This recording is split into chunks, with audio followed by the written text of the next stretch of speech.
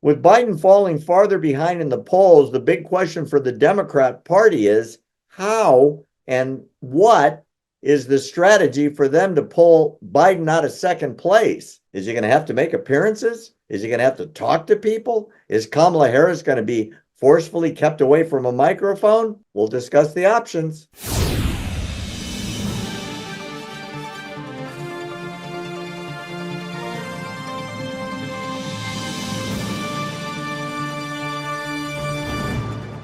Speaking about the election, Claire, I can't figure out strategically, and I've been involved in a lot of campaigns over my lifetime, what the Democrat Party is going to do. And specifically, here's my question to you. In 2020, Biden hid in his basement. And when he had a schedule that was released, there was this famous, I'm going to put a lid on it at 2 o'clock, which meant he was offline and was not available and wasn't traveling and wasn't having rallies.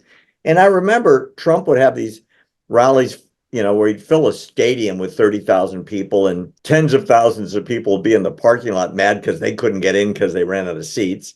And Biden would have a televised event in front of 20 people with folding chairs set up where he would read a teleprompter, wouldn't take any questions, and then would go back to his basement. They can't get away with that now. There's no COVID excuse, right? What is the strategy for them to win re-election for Biden? And I have a compound question for you.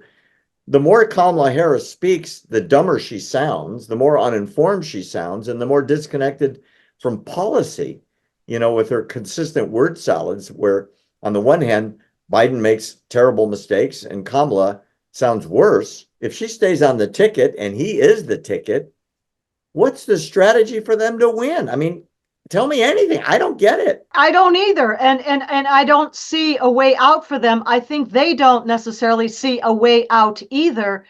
You're talking about a campaign from 4 years ago when now President Biden campaigned from the basement and avoided taking questions, avoided any kind of impromptu give and take Q&A session, reading off a teleprompter and so forth. It's 4 years later now. And number one, he is refusing to debate Donald Trump, even though former President Donald Trump has requested a debate, urged a debate on multiple occasions. Won't do that. And I think with good reason, because we do see, and I mean, sadly, really, that the president's cognitive abilities have declined and really quite precipitously over these last 4 years. But then, as you say exactly, I guess what they once thought of as Biden's insurance policy against the invocation of a 25th Amendment, that is Vice President Kamala Harris, is no fallback solution either. I think they would like to avoid that possibility at almost any cost. So I think what we're doing now is probably looking to the Democrat convention later this year, during which perhaps there might be some kind of substitution. That's the rumor, but it's denied by everybody in the Democrat Party, which I assume they have to do. I know that Obama is talking to the White House every day, according to what they've said. They're having strategy meetings. Also, Hillary is very involved as the two, I guess, old guard of the party.